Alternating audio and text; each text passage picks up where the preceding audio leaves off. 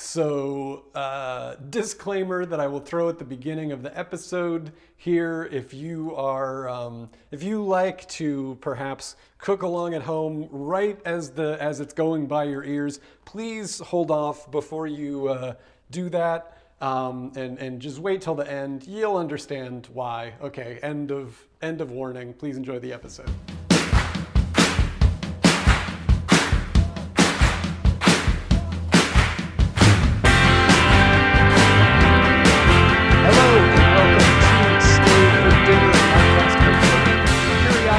Conversation. If you love cooking, hate cooking, have no idea how you even feel about cooking because you've never tried it before, congratulations, you are in the right place. I am your host, DC Pierson. I am a comedian, an author, an enthusiastic home cook, and my guest on the show for this special holiday Christmas week edition of the podcast is Ben and Kirby Mekler, a extremely talented married couple and new parents. Ben is a writer, most recently on Kipo and the Wonder Beasts, or The Age of Wonder Beasts, rather, a critically acclaimed animated show, and host of Mortal Podcast, my favorite podcast, where he tells people who don't know about Mortal Kombat about the weird and wonderful world of violent 90s fighting game, Mortal Kombat. His wife Kirby is a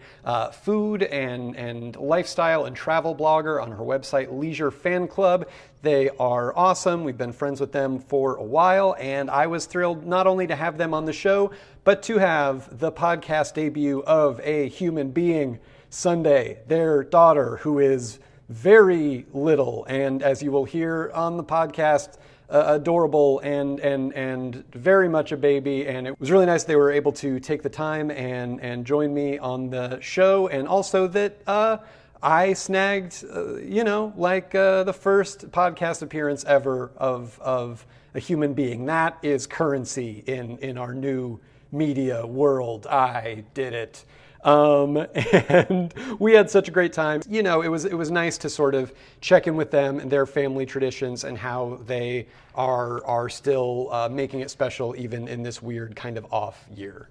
And also to commemorate the sort of holiday weakness, Christmasness of it all, I am going to make cookies for the first time on the show. I've enjoyed making it's a dinner-related show, but I've enjoyed making a non-dinner fun food item this holiday season, and this week is no different.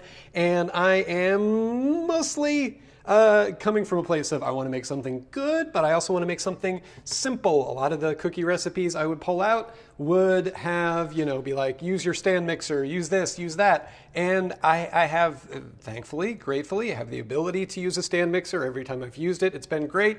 But I also wanted to make something that is simple to make and use with a minimum of tools no matter what. And so that is what led me to this recipe from Food 52. It comes to us by way of Brinda Ayer. It's her Amama's semolina butter cookies, or Sugee cookies.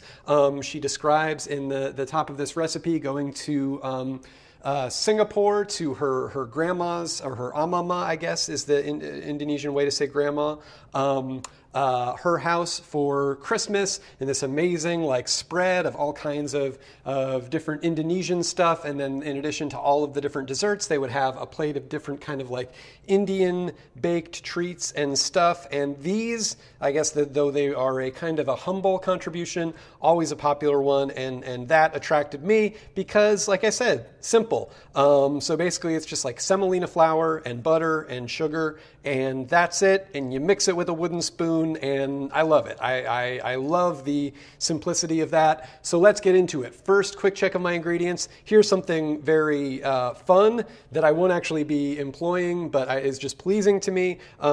Pretty much everything in this recipe is 100 grams. So it says 100 grams, or half a cup of ghee, softened, or it says you can use salted butter for crispier, browner, and saltier cookies in a good way. I mean, how could that not be in a good way? I am going to do that one. We're going to be using the salted butter, 100 grams or 3/4 of a cup of all-purpose flour, 100 grams or half a cup plus 1.5 tablespoons of fine semolina flour, or Sugee. I guess that's what Sugee means, is semolina. 100 grams or half a cup of castor sugar. It says if you can't find it, use superfine sugar. Haley advised me that powdered sugar would be okay, and then so we had some of that, but then when we were at the store, I saw castor sugar, so I got it because it was exciting. Because as much as I like a good substitution, I also have always a certain when I can get the exact right thing, I like to get the exact right thing. And then a pinch of fine sea salt and 1 teaspoon of baking powder. So first step, my oven says to preheat to 325. It is already preheated. How do you like that? And then in a medium mixing bowl, it says to mix together the butter and sugar until they're well combined.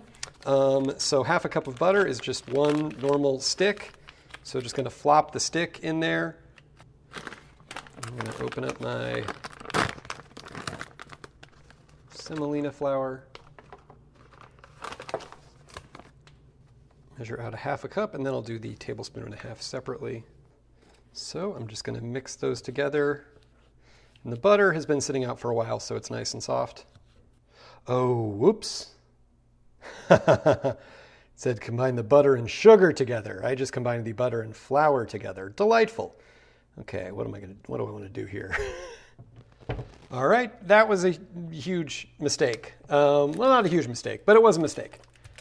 So instead, they weren't super combined yet, so I just offloaded the butter, and I am going to combine there's a little bit of flour in it, but I'm going to cream together that butter and the sugar. I was just thinking to myself as I was stirring it around before I realized what had happened. I was like, there's usually like a step, I feel like in cookies of like, what do I say, like cream together the sugar and the butter. And I'm sure that some of you out there were screaming like, no, don't do it.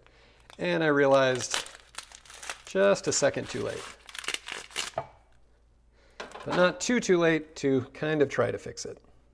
So we'll see how this goes.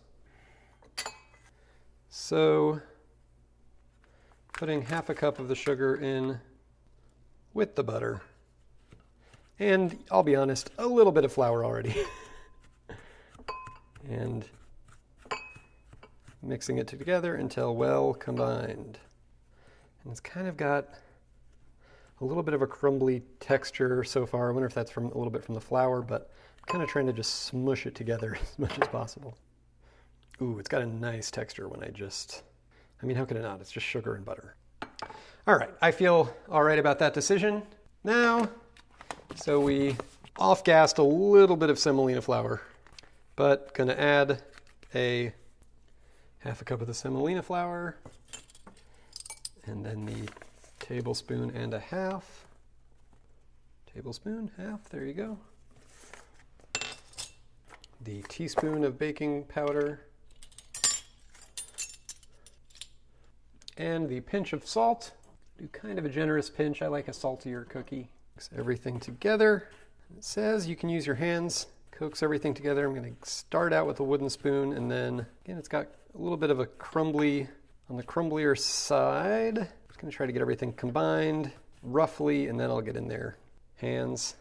Oh yeah, that's much easier. Ooh, it's got a nice, yum.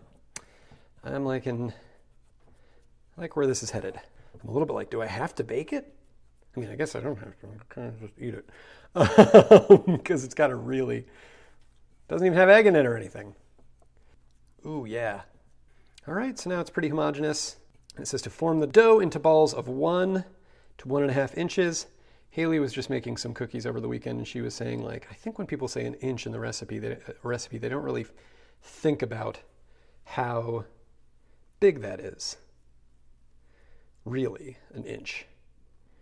But in this case, an inch-wide ball is not feeling super big. And we're going to space them at least 1 inch apart on a baking sheet.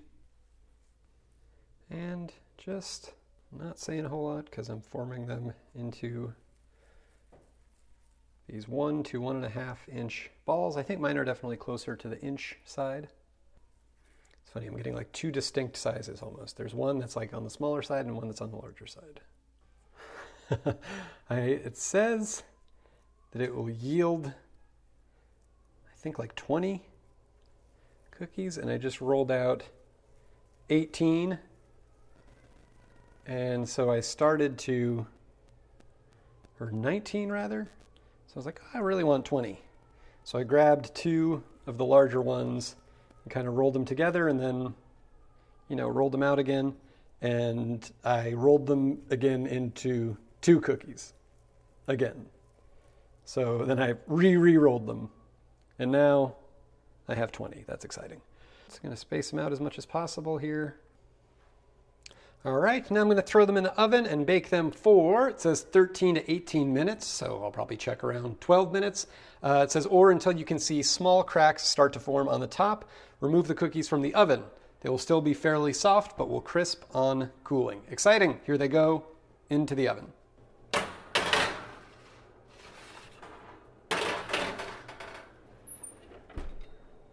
And we'll check again in 11 minutes. Okay, so this is maybe why I'm not a baker. I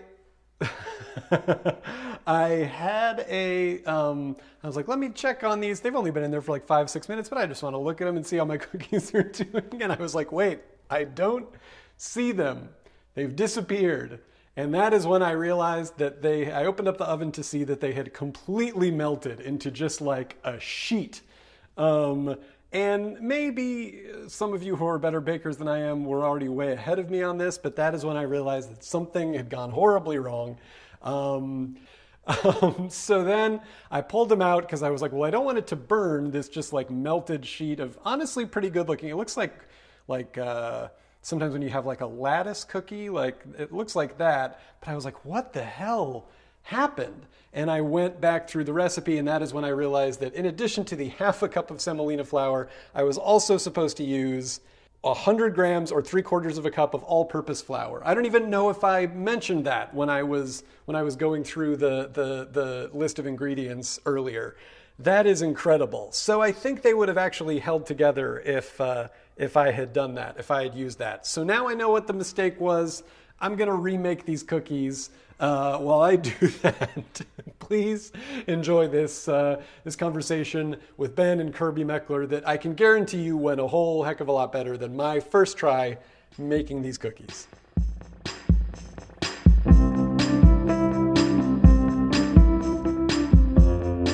I was just thinking, so I saw that you guys were making latkes again, and I was like, oh man, I literally had the thought like, man, Ben doesn't give a shit. He'll just make latkes like any time of year. Because last time I was over there, he was making them, and then I literally was like, oh wait, I think that was last Hanukkah. Yeah, it was fully a year ago. Yeah. And then not only that, but my phone, the thing where it'll like push you like a year ago on this day, whatever. Mm-hmm. I had a picture that I had texted you and the other participants in the podcast that we recorded that day later that day, because it was like a reference to something from the podcast. Yeah. And I was like, holy shit, it was exactly it was a dojo, right? It was like the Shotokan karate dojo. Yeah, because I had gone on Ben's Mortal Kombat podcast, and so what is the thing actually? What are they actually called? They're called the Shokan, the half dragon warriors. And I kept referring to them on the show as the Shotokan. Yeah. And I was playing a character who was one, so I should have known better. And then later that day, I went to a commercial audition in person back when one did such things, and got out of my car, and I realized that the building that I was going to was in the same building as a dojo called the like Shotokan dojo. So it was literally the mispronunciation that I had been making all day. It became real. Yeah. And that same day, I believe you came over very early in the morning, and I gave you like donuts and latkes, and I made you try Kirby's famous guava hot sauce, and my dog bit Iffy. This all sounds right. Yeah. A year ago on this very day, or yesterday actually. How far we've come. There's something about the 16th and 17th of December that just makes us want to podcast together. I think so. I just get that itch. Well, thanks for doing this, guys. Normally under obviously this is not an environment in which we can share a meal in real space. So all I can do is hope that whatever the two of you ate last was both delicious and satisfying. I had potato chips, and Kirby, you like housed an entire package of raspberries next to me in the last 5 minutes. I thought I was going to get one. They looked pretty good. None for you. How does that work? How does the balance work when you guys are both like working from home, and I should say you are freshly parents, like extremely new parents? How, I mean, I guess it's just like, it's got to be an all-encompassing question right now, but specifically the like lunch part of it during the day, how does that like go down when you're both like working from home and taking care of the baby and doing, how does that like get done? Or it sounds like maybe the answer is it doesn't. Well, we usually try and just make sure that we have enough of like what we had for dinner the night before to feed us for lunch, so then we can just like quickly microwave that and eat it real fast. Yeah, but historically we make the huge mistake of trying to cook a way too elaborate dinner the night before. So usually we get good leftovers, but I don't know what we're thinking with some of the meals we've cooked, because it's very difficult. We'll have to take breaks to hold the baby, put her in her swing so we can stir things. It used to be. Yeah. So you feel as though, do you feel like you've found balance with it yet, in terms of like, we know now the level of ambition that we can take on, or you guys are still kind of like you're still trying to calibrate that? I don't know if we'll ever find that balance, because we've never, like, even before the baby, we were like making dinner at 10 o'clock.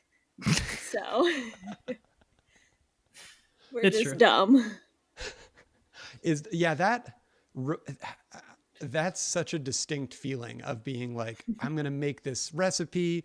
I'm so excited about it. It's going to be great. I'm like talking it up. And then you turn around and you're eating at 10:30 and you're like, it's pretty good, but I don't know if we're having like Spanish dinner time. We're having like European dinner time now on a weeknight. Like, I don't know if it's that good. Yeah. I feel like usually when we make meals that take until like 10:30 to be finished, I feel like by the time I actually eat it, I'm so sick of seeing and smelling the ingredients that I just like, I eat it within like 3 minutes. I'm like, great, that's over anyway. Time to go to bed. Yeah. And even more so now. No? I can literally only imagine. Well, how has it, do you feel like there's been a distinct change in how food fits in with your life between having the baby and now? Or is it pretty much just like, no, the baby's here and we just do what we do? Like, how is it functioning in fitting in or not fitting in at the moment? Well, we're ordering in a lot more, and we also we had prepped a bunch of frozen food, like home cooked frozen food that, we just made before she got here, and then now we can eat it. So that's what we had for dinner last night. Yeah, we during quarantine, baby, mid pregnancy, we got the Dishoom cookbook for the Indian restaurant in London, Dishoom, which we'd been to once and is amazing. And it's every recipe is like the best thing I've ever had in my life. Yeah, it's a good book. Yeah, but also takes like a ton of like prep work. There's a lot of like diced things and ground things, and so yeah. Last night we just grabbed something out of the freezer and like threw it in a pot, but it was like a frozen matar paneer that we had made like 3 months ago. So it was a very fancy dinner to just pull out of the freezer.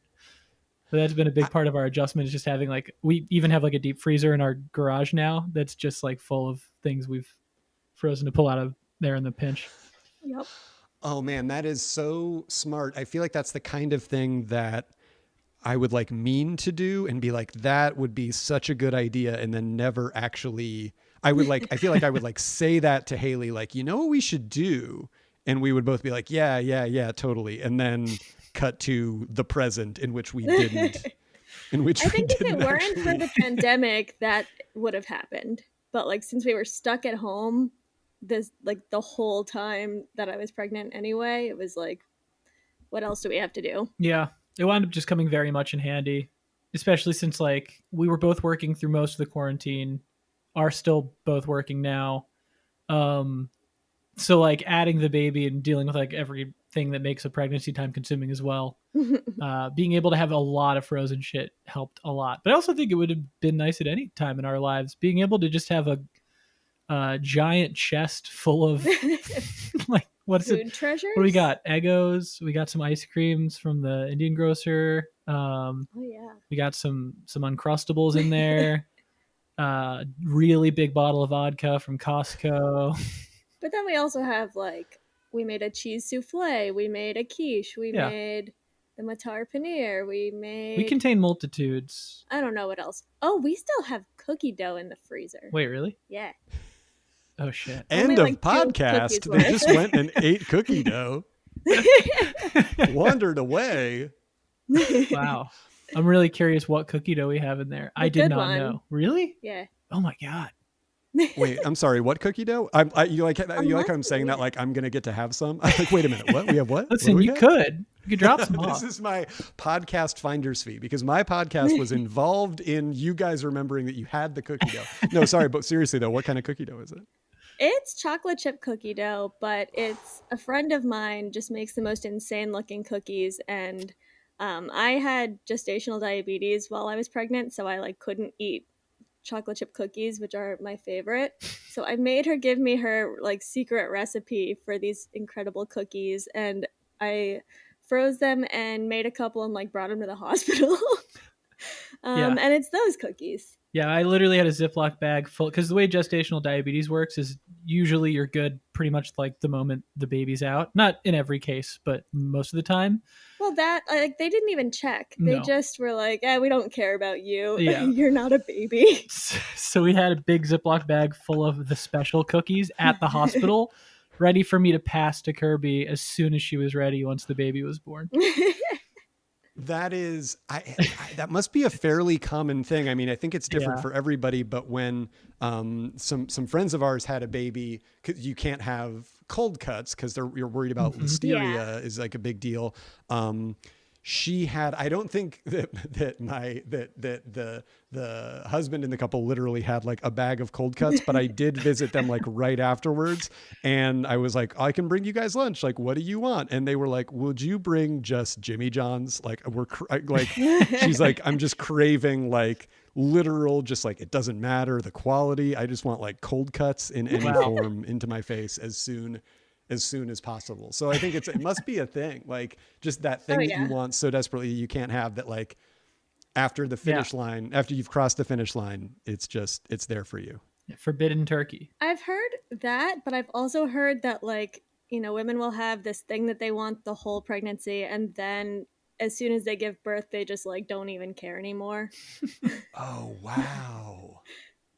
Did you have one of those things? I feel like anytime you had a craving, I would try to figure out a way to make a gestational diabetes friendly version of it. Well, I don't know. I don't think I had one of those things. My cravings were all just more like deprivation based. Yeah. Because I wasn't allowed to eat real sugar. Yeah.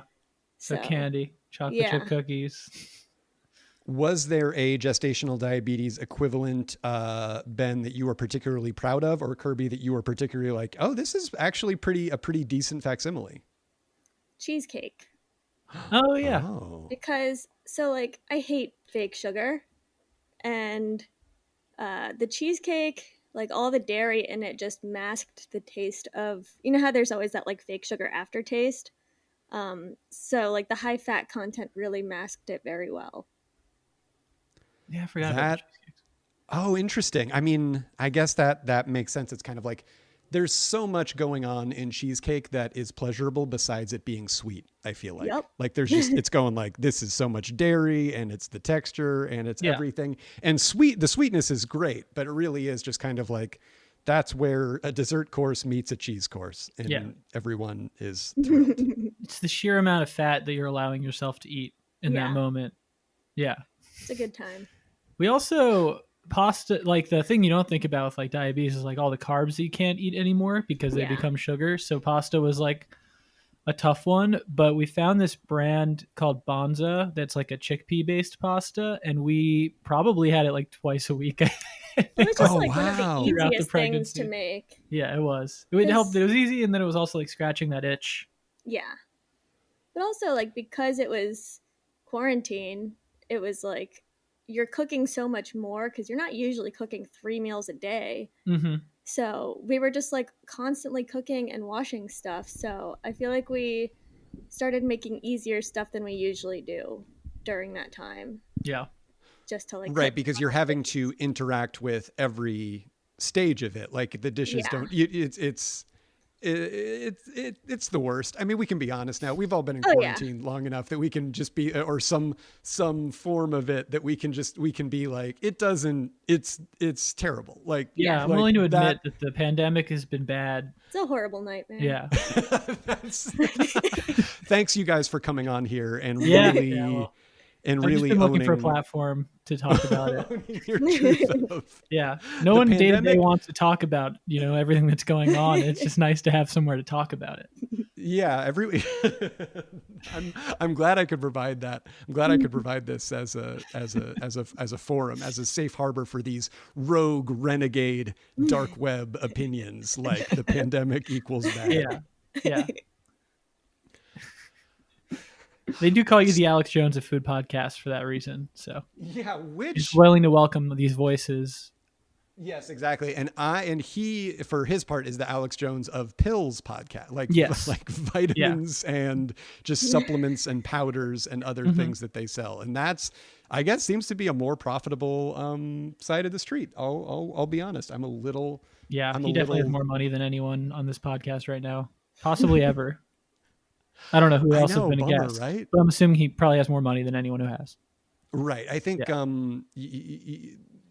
it's enough to bum you out. I feel like. Yeah, That- for Yeah. sure. if you weren't bummed out already. So Kirby, from like, so you work in food. You're a food blogger, as well as like, I think in normal times when it's such a thing, like a travel blogger. And so you like work pretty hands-on with food. Did you find when you were pregnant that your like relationship to food kind of changed at all? Was there ever a point where you were like, I have to do this for my job and be like, this thing is delicious, but I'm just remembering food being delicious because my relationship to it has kind of changed right now? Or just like chemically, I have a lot of stuff going on and just different things that the things that usually seem delicious to me maybe don't necessarily right now. Did you ever, or was it pretty much like, no, this is great. I still feel the same way about this. Well, I've never I had to go on a diet when I was pregnant, and I'd never had to do that in my entire life. So like I wasn't really able to eat the things that I wanted to be eating, and so like I kind of like resented food and having to make it during that time. But now that I can eat whatever I want again, it's like back to normal, apart from, it's just a lot harder to cook. It was like kind of harder to come up with like recipes for your Yeah. blog, I guess, because I just couldn't eat that much. yeah. Yeah. And so how did that like, I don't know. It's just interest. I guess part of me is just interested from a, like on a meta level of just the, like, I am not pregnant. I've never been pregnant. And I haven't had anything in the course of making this podcast. What's that? There's still time. I know. Yeah, for sure. Well, I'm hoping to pitch the, what is it? Is it Junior? It's not Junior. Thank you. Yes, exactly. Knowing that I just was relying on the fact that Ben and I like share a mutual reference base. And love of the motion picture Junior. Hoping to pitch the Junior remake from a place of like, this is I feel like a level of resonance with this story that other writers other bigger writers just aren't going to be able to bring to it. But like, I do feel like making a show where I like cook and like talk about food has in some ways kind of like enriched my relationship to it. And in other ways has kind of, especially when I'm literally cooking something like on the podcast, kind of you're sort of like removed from it sometimes, or there's like a little bit of a step out where you're going like, I'm taking my own word for the fact that I love this recipe or love food or love whatever, because right now this is work. Have you found that on a larger level with making food your job or part of your job, or do you still feel that same like zest? Or if you find yourself not feeling it, do you have ways of like getting back in touch with that? I guess I do still feel it, but I mean, my day job is software development. So, like that, the food blog is more of a passion project for me, and I want to turn it into like my full-time gig, but since it's still an outlet, if that makes sense. Gotcha. So that's a part of it that keeps it from being like, it's something that you can, it's still like the thing that keeps it fresh and interesting for you is this is not literally my job and the thing that I draw a paycheck from, which does tend to be, unfortunately, it seems like the dividing line for just about everyone, no matter what it is they do, that like, even if you're like, if you do what you love, you never work a day in your life. It's like, well, somehow when you open a paycheck for it, suddenly there will just be a part of you, no matter how long you have wanted to do that thing, that kind of goes like, I don't want to do it. Yeah. I mean, I think like, so now I do get some paid like food photography gigs, and like, I don't know, because they're not my only paycheck, I think it's still really exciting for me. But yeah, if they were, it might be different. Hard to say. And how do you like, what was kind of your way into that world? Like, was it a passion for food? Was it like a passion for like photography and composition? Like, was there like a chicken or an egg, or was it pretty much just like, this is what I want to do specifically?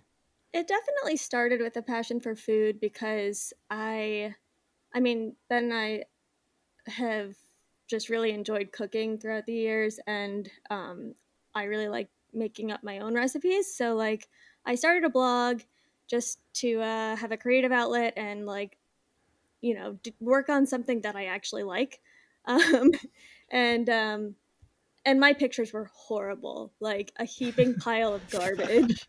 So that is like, I started learning food photography because I wanted, to not be putting embarrassing trash out into the world. And I mean, at this point, I don't know which I enjoy more, the shooting or the cooking. So if you had, and I say this purely from a place not even of particularly caring one way or the other about the audience's experience, this is purely for me. This is for no one else's utility but my own. I am terrible at food photography. It's like really hard. Like, I think everyone is just kind of like very casually like, oh yeah, on Instagram, you just take a picture of your sandwich and you get 1 million likes. And that's what that is. It's like, no, if you've ever tried to take a picture of a sandwich, you know. Make most food look like barf. Yeah. Yes. Yes. Especially like some of the best food looks so bad. And like, they just completely run at cross purposes. So have there been any kind of like particular tenets or just rules of thumb or things that you learned where you were like, this sort of took my food photography from barf to even just slightly less barf? It's all in lighting. Like, when I first started my blog, I was shooting like, something I'd make after work, and I didn't have any more like natural light. So I was using like my shitty like yellow kitchen light, and of course the photo looks like shitty and has like a yellow cast. So once I realized how important light was, I was able to, that was the first step in getting better. And natural light is really great for food photography, but like, you have to have the time to shoot during the day, which I didn't. So I ended up getting a speed light, and I have this like I now shoot in the garage because it's this whole like huge setup, or it's like an umbrella with a light inside of it, and then like a bounce board and like all of these surfaces that I use. So It's true. The garage was my office, and I'm now in a tiny, tiny corner next to a bag of fertilizer. it's true. Yeah. So yeah, light is good. Yeah, I mean, okay, so it seems like what you're saying is either make the food at like, you know, I don't know what, I guess the time of day depends on which way your house or apartment is facing. Yep. And failing that, big old lights, put Ben to the side of the garage. Yeah. Yeah. Next to the fertilizer. Uh-oh. We got a baby cry. Hold on, let me check on her. No problem. And The baby's here then- now. Nice. Yeah. So you might get some baby sounds. Yeah, she Sunday, was not gonna welcome. Go back to sleep. Oh, she said thank you. Is this her first podcast? Yeah, it is. Surprised Wow. it's not one of yours. I know. Well, I got to record something this weekend, so she's just missing the boat. Wow, I freaking scooped you on your own baby. Dude, You did. I got scooped. That's okay. It's the entire Mekler family now. I now officially get to publish the tweet for this episode with a siren emoji because this is breaking. Yeah, breaking news, local baby does first podcast. Which is to Highland Park parenting what Yeah, it's like pretty big. baptism used to be. Yeah, this is better than learning to walk or talk. We're at least at the same level. Yeah. I was podcasting before I learned to speak. We can get back into it if you want to. She's not going Sweet. anywhere. Yeah, she's chill. Fantastic. Mostly because she can't walk or talk. But so gotcha. So food and food photography sounds like we're saying like lighting equals important. And then what do you think, like in your experience, what makes food look good or not good? Because I mean, obviously sometimes that runs counter to, as we were discussing with like things that look like plates of barf, but are actually delicious. What makes food like look good? Why do we like it in your experience? That's a hard question. I The mean, trick is just to not use gravy, whenever possible, just omit. yeah, fuck gravy. gravy. That's why the Hard- Canadian it's food hard to make blogger gravy scene look is a good. fucking wasteland. Yeah. I All the mean- poutine listeners just logged off. the poutine listeners. I don't know. I think that like with the more like ugly delicious foods, like for chili, I shot some chili recently, and like that's really not the prettiest food, but I loaded it up with garnishes. And for me, like, I think seeing fresh ingredients on there, if it's something that's like a brown bowl of mush, definitely helps. I think probably something I've seen Kirby get really good at is like decorating the scene around the dish to Yeah. kind of not necessarily distract from elements that are not as pretty, but to Like create a full experience, sort of. evoke like the other senses. I guess like you'll include elements that are like an ingredient of a dish as the sort of the I guess design aesthetic of your photography, and I feel like Yeah. reminding people of the flavors of something that maybe doesn't look so pretty on its own enhances the overall Appeal, I guess. appeal of the photo, because it's like, yeah, maybe this isn't the best looking thing like a chili, but you remember what chili tastes like and why it's good, and so the picture then becomes appetizing and appealing when you see not just like fresh ingredients that go on top, but like maybe ingredients that become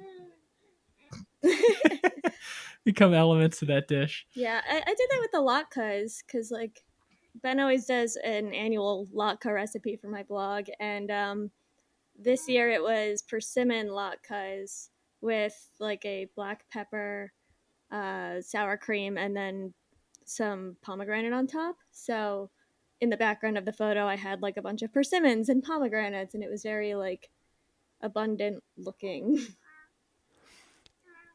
It also strikes me that like in my own experience, excluding much in the same way as you're saying, like potentially like including little pieces of set dressing that kind of like evoke the experience but aren't the literal dish. I would say probably like in my experience, like excluding things that literally have nothing to do with it, like a stack of bills or whatever. People love to see your junk mail and a picture of what you ate, plated ideally on a dirty counter. Yes, exactly. I mean, that definitely became like, I feel like I had an okay period of time of being like, if I really remember to, and I'm making something on a Sunday and it's still literally daytime, I'll put it next to a window and take a picture of it. And it 99% of the time looks a lot better. And then the table that I would do that on, as it became further and further into the pandemic, truly became like, this is a like dystopian city of just when you can't even see it anymore, like that kind of thing. That's how our junk table Chernobyl is. Yeah. Yes. Right now we're recording on a table that has a menagerie of let's see, an empty cookie tin, some camera equipment, some thank you cards we need to write, a gift for my writer's assistant, a potted plant, some pencils, dog treats, just all the things. Yeah. And I think it's, Ben's writer's assistant's a dog, everybody. There's no other way to say it. Yeah, sorry. The treats are the gift. Yeah. The notes are illegible, but it's just nice to have someone to pet. So Kirby, one last thing on because the another aspect of your like food blogging thing that is so like intimidating and admirable to me is actually like writing recipes. Like I've never really, I'll like go through recipes on this show, but I've rarely, if ever, endeavored to like actually write out my own recipe and be like, hey, person, you should make this. Like I really have to like lean on what other people have made. So if the audience that is out there is making it and it doesn't work, I at least have, for my own peace of mind, like some level of like, well, the recipe, they probably something got, that I'm just the messenger. Yeah. What has that experience been like? Have you gotten like good feedback from people? Do you get a charge out of seeing people make what you've put out there and like it? Have you had any bad experiences with that? I guess like people generally only tell me if they made something if they like it, because like nobody wants to have the awkward conversation of like, you led me astray. The food on your blog is trash. So like people only tell me if they enjoyed it. And like I get really excited when I see pictures that people post of my recipes. But I also like if somebody tells me that they're making something of mine beforehand, I get so nervous about it. Oh, interesting. Like, what if it goes wrong and they hate it? But yeah, I mean, I think they wouldn't tell me if it was the case. It sounds to me like you've cultivated just like an insanely nice, healthy community of people that read the blog then, because it's my experience just from reading the comments on recipes out there in the world is like, people can't wait to be like, I didn't use any of the ingredients you said, and I didn't do any of the stuff you said, and it turned out terribly. You're for shit. I really like reading like the New York Times comment section on their recipes, because it's always like, I switched out every single ingredient and this was horrible. Like, yes, exactly. See, I just saw a very puzzling version of the opposite of that, where I was making Nigella Lawson. Is that her last name? I think so. Yeah, I was making Nigella Lawson's Christmas pudding, which I'd never eaten before or made, and it's still aging in the cabinet, which is a thing it has to do for a couple more weeks. But the comments, somebody had commented, I love this recipe. It is amazing. It's a perfect Christmas pudding. I replaced, and then they just listed every single ingredient in the recipe, every single one.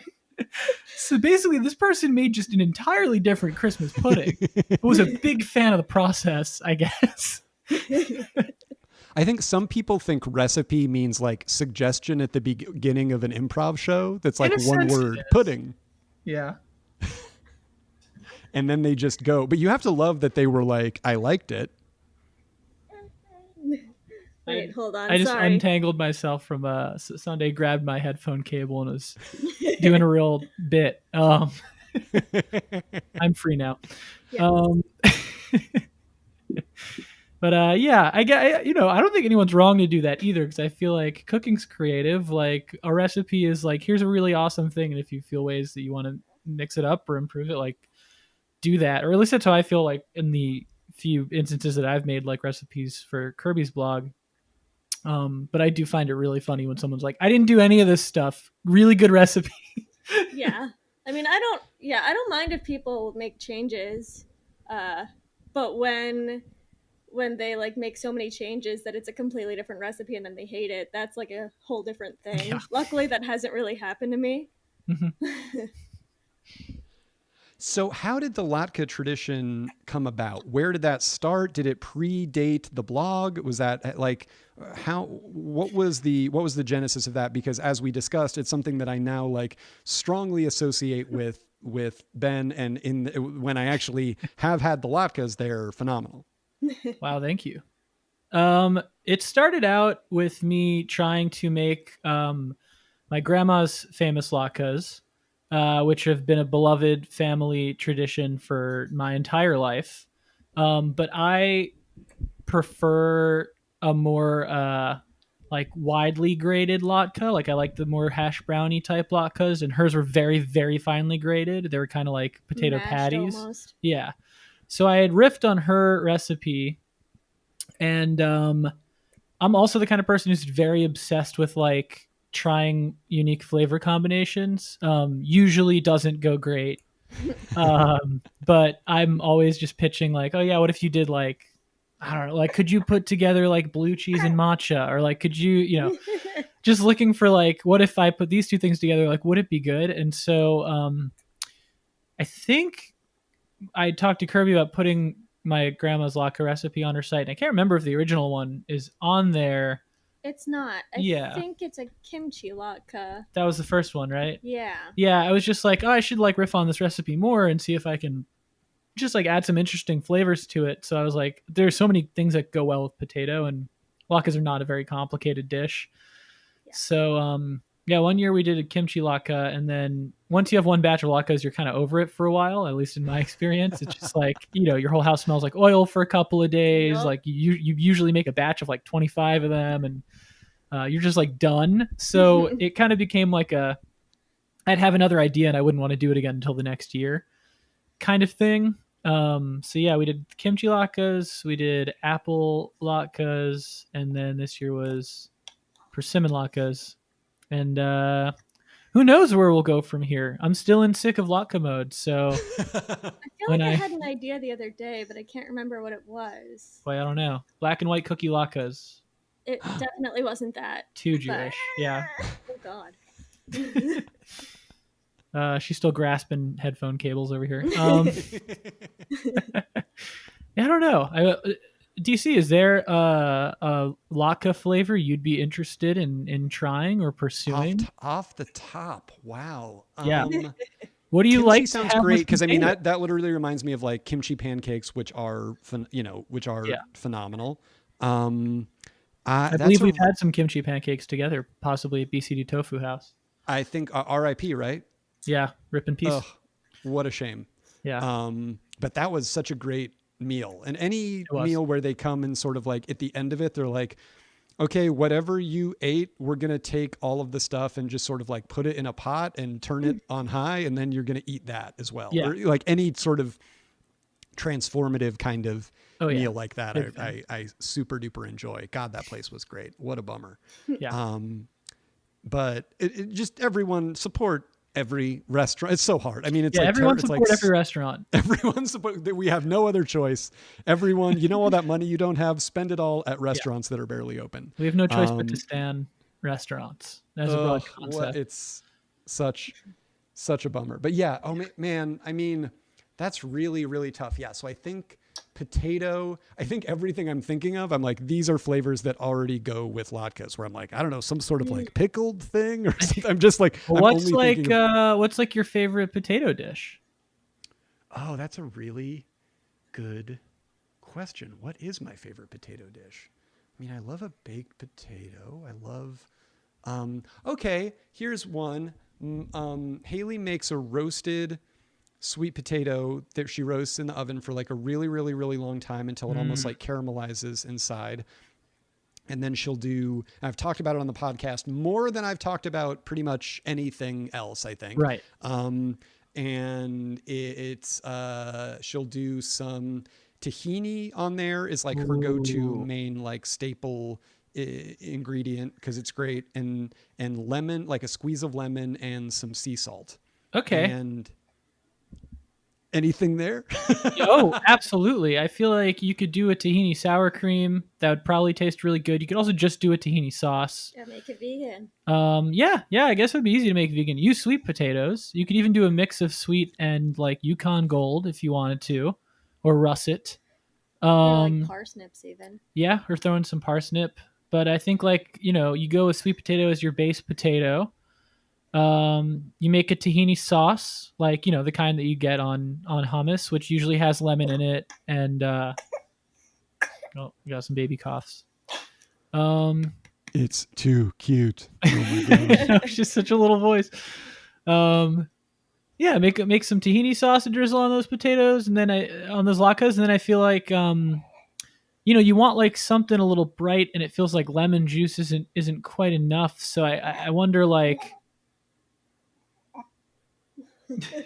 I got burps.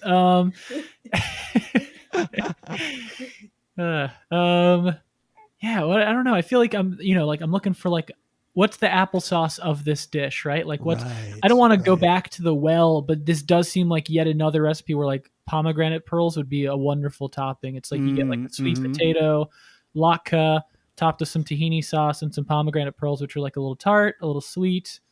That'd be really good. Yeah, it feels very Middle Eastern, very Mediterranean, very kind of like fresh. Great. I love it. Sold. Great. Well, that's on you now to make it happen. We got a couple of nights left of Hanukkah, so. All right. Well, we will chop. Will absolutely report back. So I would ask this question to both of you, and you can answer in whichever order you please. And Sunday, you are living your answer to this question, so you don't have to respond. But growing up, who did each of you see cooking around you? Well, my dad's a chef, so I saw my dad cooking around me a lot. Oh no. She's decided to answer anyway. She's like, I'm over this. Really? Your dad's a chef? Cool. I haven't met him. There's a pandemic going on. Exactly. He's actually really sucking town. Up to grandpa there. He lives in an RV now, so he's driven out to LA. Yeah, I saw my dad cooking a lot. I didn't spend like a ton of time with my dad as a kid, but when I'd go to his house after my folks got divorced, he would definitely cook us pretty much every meal for dinner. So I was introduced to a lot of Israeli food that way as well. My dad's Israeli. Both stuff that I liked right away that I just didn't see like served at restaurants a lot growing up, and stuff where I was like, I don't like that and I'm never going to eat that.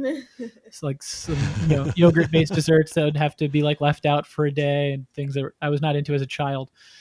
But yeah, cooking was always like now. Look at you! You have like, a pudding in your pantry for Now I got a different variety of pudding just sitting wrapped in foil in that cabinet waiting. I'm so curious. I've never had any kind of like a British pudding dish. I don't think other than like maybe one or two like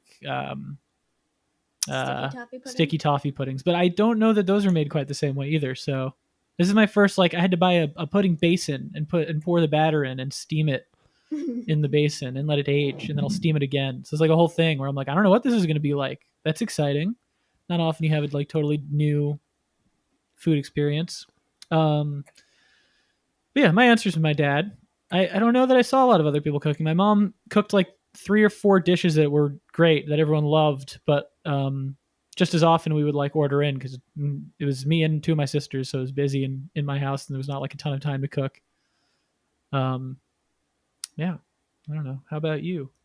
For me, I guess my mom and my grandma, although I don't really remember. Like, I remember things my mom made, but like not the actual cooking of it.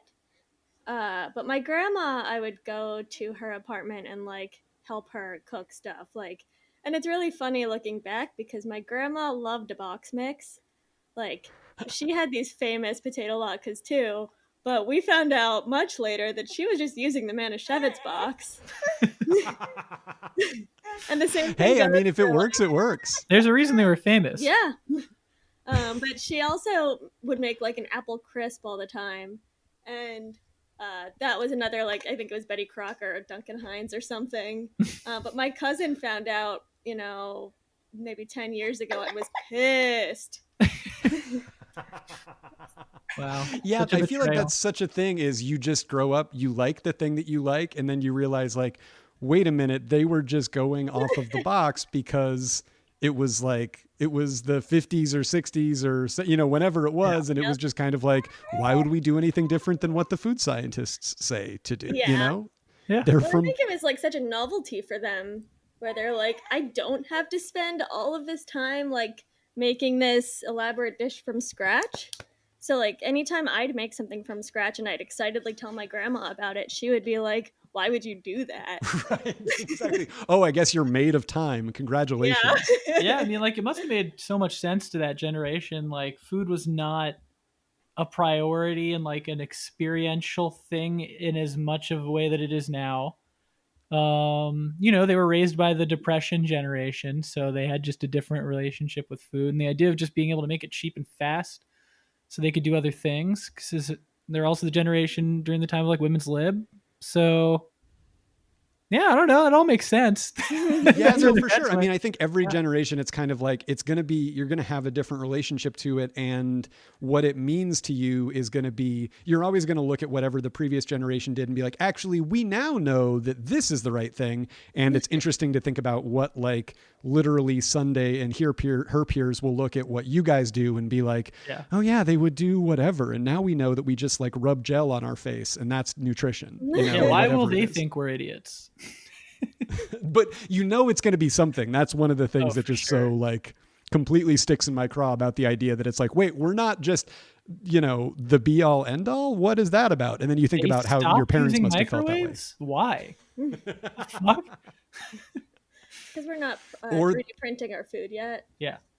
Oh man, but I saw something. Probably going to be eating meat, to be honest. I bet that's going to be something later generations are like, that's barbaric. What the fuck? Oh, I already know that on some level. Like I just know that's just like baked into the fact that I still eat meat. I'm like, this will be viewed as like truly when people like how people now are like, well, that movie is like problematic. And you look at it and you're like, yeah, I totally get that. I totally get how no one could watch this now and think it's anything but like completely reprehensible.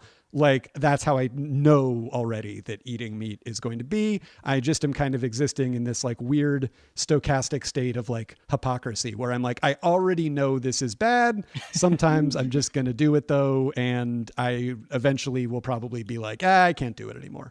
I mean, there will probably always be communities where meat is consumed by like necessity, although there's totally the possibility of like a global, you know, cyberpunk future where meat is a product that is mass produced by corporations and distributed even in the places with the greatest amount of poverty. But I feel like it's never going to be something that like totally goes away, but definitely like, I don't know. I feel like I can't speak to everywhere in the world, but I do feel like here for sure, in the States, like I already have friends whose children who are now like, you know, 9, 10, 11, give them a lot of grief for eating meat and for like using a gas car.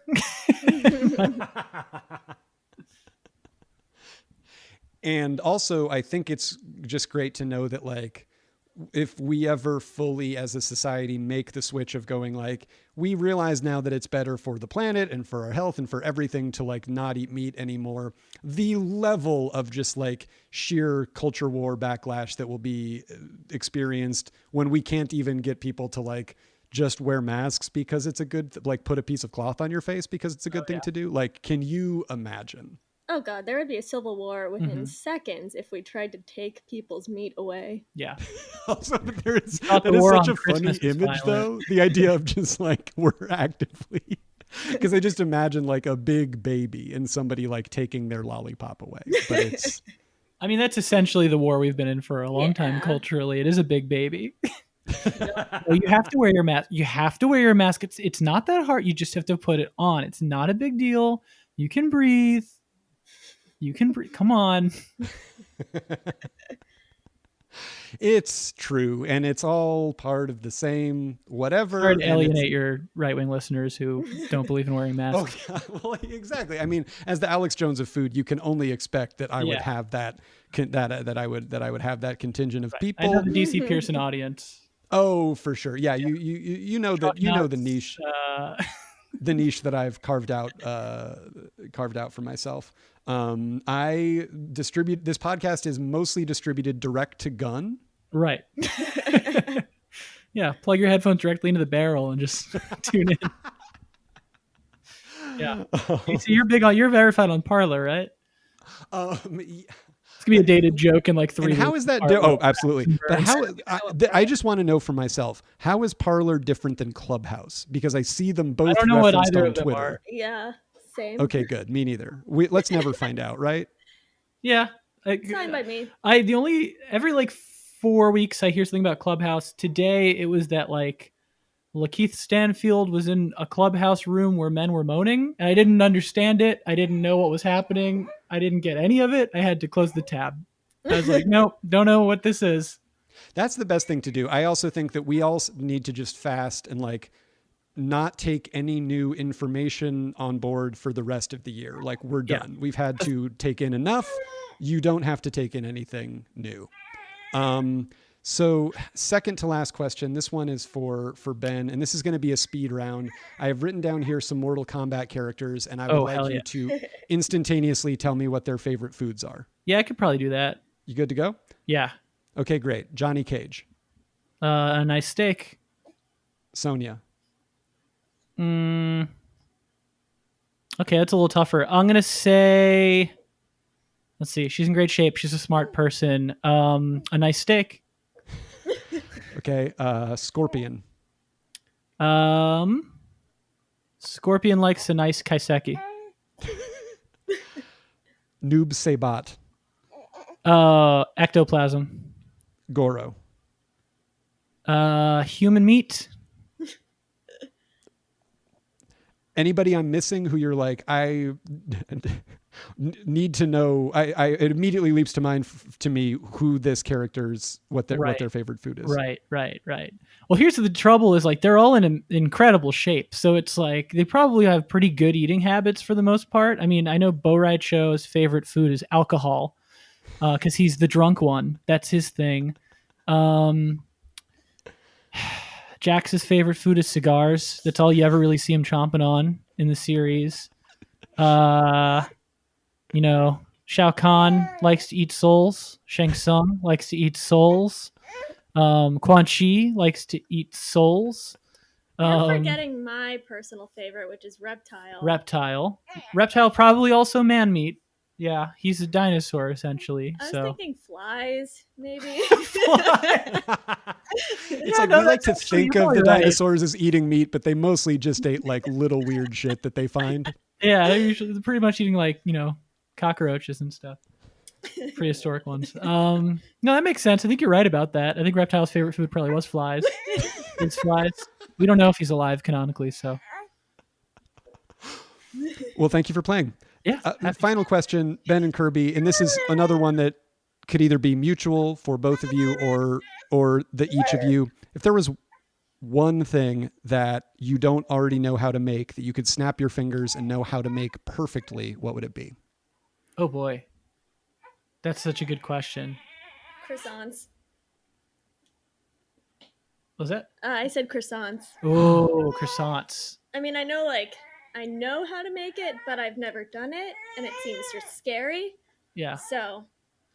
Because you got to like laminate the dough and stuff, right? Yeah. The laminating part sounds real scary.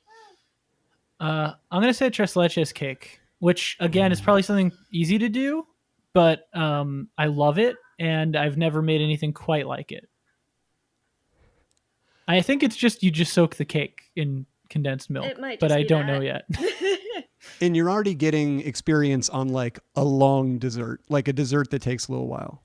We've been baking so much Oh, yeah. lately that I feel like I'm not afraid of anything anymore, baking wise.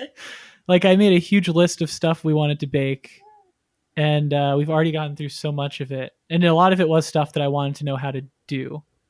What is your favorite thing that you made in that period? Is there something that you're... Oh, sorry, Kirby, what were you saying? Oh, I was saying macarons are still a scary thing to make. Yeah, we've done it semi-successfully before, but they're so difficult to get right. Macarons. Yeah.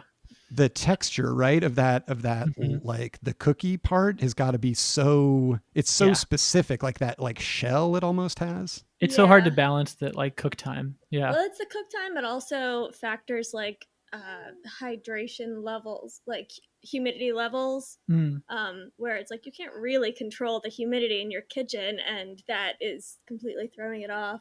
True. Yeah. But of the stuff we've made recently, my favorite was probably rugelach, which I'd never made before and only had kind of bad versions of from bakeries, like as a kid growing up, and like every once in a while as an adult at like, you know, funerals or on Jewish holidays. Like I'd only had kind of stale-ish versions or ones that were like too dense or like not that flavorful. And so I made rugelach from scratch. And I was delighted by how easy and fun it is to make, because you basically lay out like a cream cheese based dough in the shape of like pizza dough, and then like spread jam and like nuts and sugar and cinnamon over it, and then slice it like a pizza, and then roll up each slice into the rugelach shape, which is like really fun to do. But also they were just delicious. Like they were just like little delightful bites of like cinnamon and sugar and jam. And it made me appreciate what rugelach is like supposed to be. So that was a treat. And then also made stollen recently, and I'm a huge marzipan fan. And I made like the marzipan from scratch and the candied citrus peel in it from scratch. And that was really fun. And we have like a lot left. We have a ton. Yeah. It sounds so good, and I feel like Kirby's relatives are like, why would you do that? Yeah. Yes. Why would you take all that time? Yeah. But it sounds fantastic. And I know what you mean, that feeling of like when you actually have something that's like made from scratch, or that you know somebody that they just made it, and you go like, oh, this is why people like this. Like this is why they sell a big tub of these at Costco. It's not because those are good. It's because people remember having had one that is good. I'm honestly obsessed with that idea. And I mean, as Kirby can attest, I was like going through cookbooks and I was like, I should make a really good fruitcake.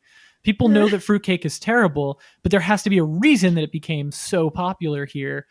And in doing research, I was like, oh, it's good everywhere but America. It's just a joke in America because we only eat the horrible mass-produced one here. But everywhere else, it's like this thing you put a lot of time in. You age up to like a year after baking the cake, and like you let like the fruits soak in, and you like steep them in alcohol, and it's like this whole experience. You make the cake for a year?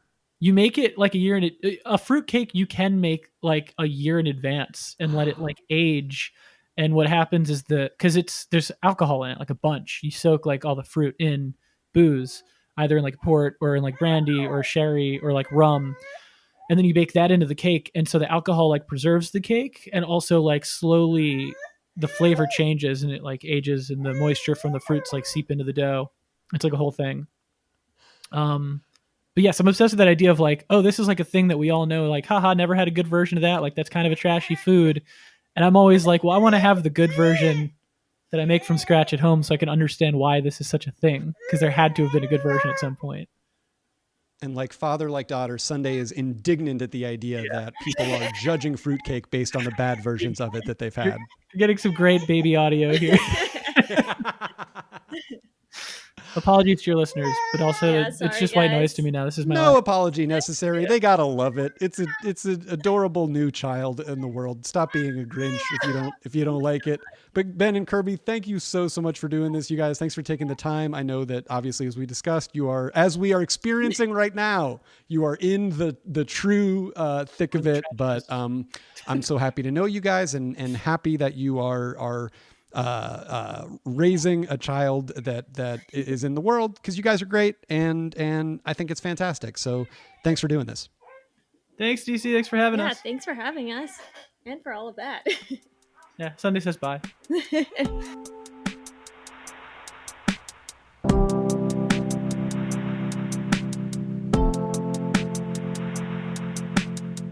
All right, that is it. That is all for this week's episode of Stay for Dinner. Thank you so much to my guests, Ben Mekler, Kirby Mekler, and Sunday Mekler. They're the best. Check out Ben. He's on Twitter at Ben Mekler, where he annoys studio PR departments by publishing fake early reviews of their movies. If you've never seen that, just go down the rabbit hole. You could probably just Google Ben Mekler fake movie reviews. It's very, very fun. It never ceases to work. He'll just be like, Wonder Woman 1984 was great, but it was crazy to see the robot from Rocky IV in there, but it worked or whatever, and people just publish it. They just go with it. It's really amazing. And Kirby, you can check her out. Her blog, Leisure Fan Club, is at leisurefanclub.com. She is also on Instagram and Twitter at Kirby Mekler. And I am on Twitter at DC Pierson. I am on Instagram at DEECEE Pierson. I am on this podcast, as you've heard. If you liked what you heard, please rate and subscribe it wherever you do that for podcasts. It helps people find the show, and that in turn helps there be more show. I have written a couple of novels, The Boy Who Couldn't Sleep and Never Had To, and Crap Kingdom. Check them out if you like science fiction or fantasy blended with coming of age stories. I think you'll really enjoy those. They're also available in audiobook form, and I read them if you like hearing me talk. That is it for now. I think I will be back one more time before the end of the year, but who knows nor cares how dates work at this point. Bottom line, thank you for listening, and I'll talk to you next time. Bye-bye.